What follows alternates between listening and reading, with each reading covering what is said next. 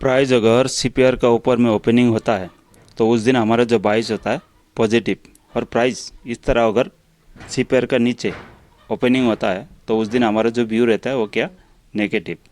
Hello दोस्तों, ये है सीपीआर इंडिकेटर का पार्ट 2 वीडियो। पार्ट 1 नहीं देखा तो आप देख लीजिए ताकि आपको समझने में आसानी हो कि सीपीआर इंडिकेटर होता क्या है। सीपीआर क्या है? ये है सेंट्रल पिवट रेंज। ये जो है प्रीवियस डे का हाई और क्लोजिंग को कैलकुलेट करके जो है चार्ट पर नेक्स्ट दिन प्लॉट होता है।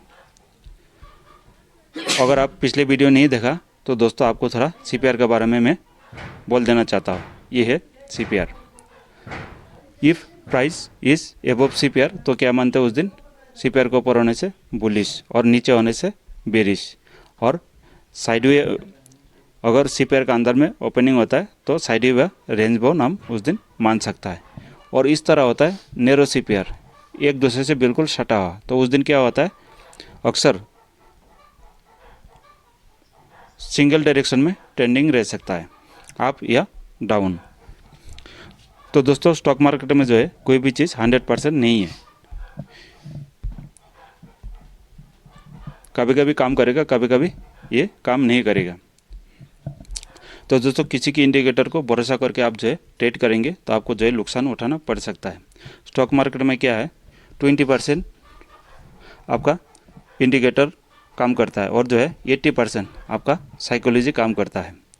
तो आपका साइकोलॉजी जो है स्ट्रांग होना चाहिए। वो कैसे डेवलप होगा? आप धीरे धीरे जब मार्केट के साथ बने रहेंगे और रोज़ कुछ ना कुछ नया सीखते जाएंगे तो आपको इस तरह डेवलप होगी। तो दोस्तों आज का जो हमारा वीडियो है इसमें है CPR indicator trading intraday trading setup.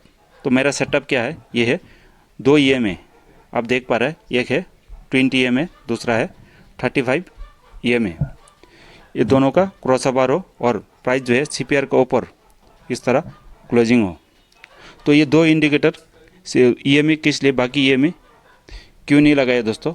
कारण है ये जो 2 EMA इंट्राडे के लिए 5 मिनट का टाइम फ्रेम में आपको जो है ज़्यादा नॉइज़ नहीं देता है, बार बार सिग्नल नहीं मिलता है। इसलिए दिन में जो है सीपीआर के साथ और ये 2 इंडिकेटर के साथ जब आप ट्रेड करेंगे आपको दिन में सिर्फ 1 या 2 ही ट्रेड मिलेगा। तो दोस्तों आप जितना ट्रेड कम करेंगे आपको इतना ही साइकोलॉजी सही रहेगा और आप प्रॉफिटेबल रह सकता है। तो दोस्तों शुरू करते हैं। तो दोस्तों सब और एक बात बदलना चाहता हूँ, ये वीडियो एजुकेशनल पर्पस है। अगर आप लर्निंग कुछ सीखना चाहते हैं तो इस वीडियो का आप देख सकता है, नहीं तो आप स्किप कर सकते हैं। इस वीडियो के साथ कोई बाय और सेल का कोई रिकमेंडेशन नहीं है। तो आइए दोस्तों शुरू करते हैं। उस दिन क्या हुआ देखिए, ये है नैरो सीपीआर है और प्राइस क्या हुआ, कैंडल यहाँ पर क्लोजिंग हुआ सीपीआर का नीचे, और EMA क्या हुआ, क्रॉसओवर दिया। तो आप यहाँ पर शॉर्ट कर सकता था। टारगेट क्या होना चाहिए और स्टॉप लॉस क्या होना चाहिए? टारगेट आप सीपीआर का ऊपर में जो है आप स्टॉप लॉस लगाना है, और टारगेट प्रीवियस डे का सपोर्ट पे। सपोर्ट क्या है? आपको सपोर्ट रेजिस्टेंस भी मार्क करना आना चाहिए। जैसे कि देख पा रहे हैं आप, आज जो प्राइस यहाँ पर रुका है, क्यों रुका है? क्योंकि इसमें जो है प्रीवियस डे का सपोर्ट है। प्राइस यहाँ से जो है सपोर्ट लेके यहाँ पर गया, तो ये क्या हो गया, हमारे लिए सपोर्ट हो गया, और ये क्या होगा मंडे के लिए रेजिस्टेंस।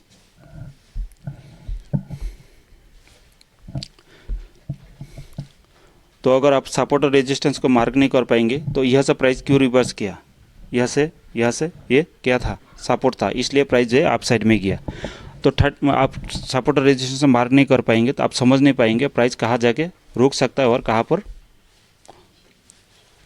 जा सकता है, आपका टारगेट कहाँ हो सकता है। इसलिए सपोर्ट रेजिस्टेंस मार्क करना आना चाहिए, तभी आप सीपीआर इंडिकेटर का साथ अच्छा से ट्रेड सेटअप बना पाएंगे। और जब कभी सीपीआर का ऊपर बड़ा गैप अप होता है तो उस दिन क्या होता है, प्राइस धीरे धीरे सीपीआर के पास आने की कोशिश करते हैं और यहाँ से जो है आप साइड में फिर दोबारा रिवर्स होता है। और जब प्राइस सीपीआर का नीचे बड़ा गैप डाउन होता है, इस तरह मान लीजिए यहाँ पर ये सीपीआर है और यहाँ पर गैप डाउन हो, तो प्राइस क्या करे, धीरे धीरे सीपीआर के पास आने की कोशिश करेगा। और यहाँ पर प्राइस एक्शन देखना है आपने, बेरिश बनाए कि नहीं, तब जो है आप दोबारा शॉर्ट कर सकता है और प्राइस सेम डायरेक्शन में जा सकता है। मार्केट जो है एक ही जगह में नहीं रहता है, वो जो है इस तरह घूमते रहता है।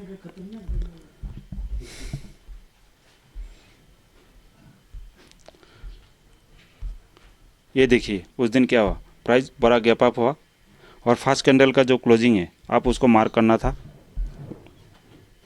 इस तरह। जैसे इसका बड़ा गैप अप हुआ और इसका साथ प्राइस ने यहाँ पर बेरिश पैटर्न बनाया, यहाँ पर आप शॉर्ट कर सकता था, नहीं तो यहाँ पर आप कर सकता था, क्योंकि यहाँ पर आपको दोनों कंडीशन फुलफिल होना था। एक मूविंग ईएमई का क्रॉसओवर मिलना था,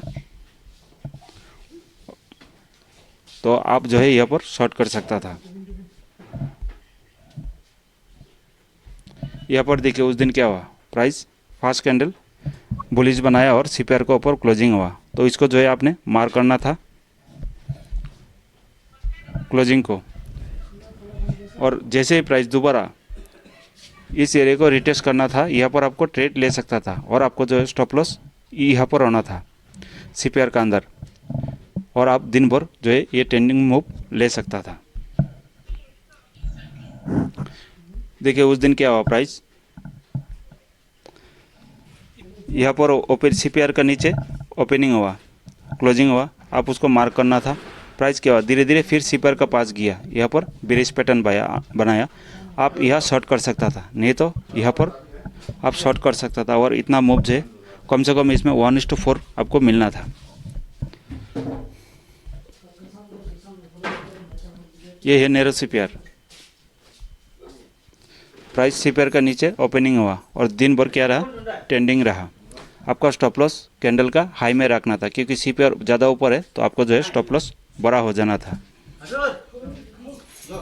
आप देख पा रहे हैं दोस्तों, इसमें जो है आपको दिन में एक या दो ही ट्रेड मिल रहा है, इससे ज़्यादा ट्रेड आपको नहीं मिल रहा है। यही इसका खासियत है, ये 20 और 35 का ईएमए का। ये देखिए सीपीआर का नीचे ओपनिंग हुआ, आप यहाँ पर शॉर्ट कर सकता था, क्योंकि यहाँ पर देखिए उस दिन क्या हुआ, प्राइस जो है सीपीआर का अंदर में ओपनिंग हुआ, तो उस दिन आप क्या बोल सकता है, रेंज बाउंड रह सकता है, तो रहा नहीं रहा देखते हैं। सीपीआर का अंदर हुआ, फिर प्राइस नीचे गया, फिर आप साइड में गया उस दिन, फिर धीरे धीरे आप साइड में जाके ज़्यादा बड़ा ट्रेंडिंग तो नहीं हुआ, फिर रेंज के अंदर ही रहा।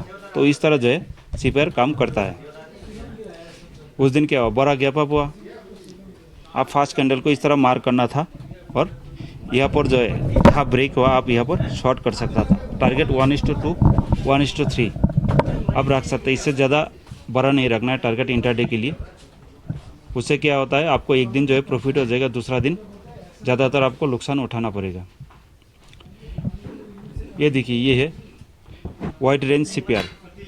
प्राइस सीपीआर के ऊपर क्लोजिंग हुआ और आप साइड में गया, धीरे धीरे ये रेंज बाउंड क्या डाउन साइड में ही रहा।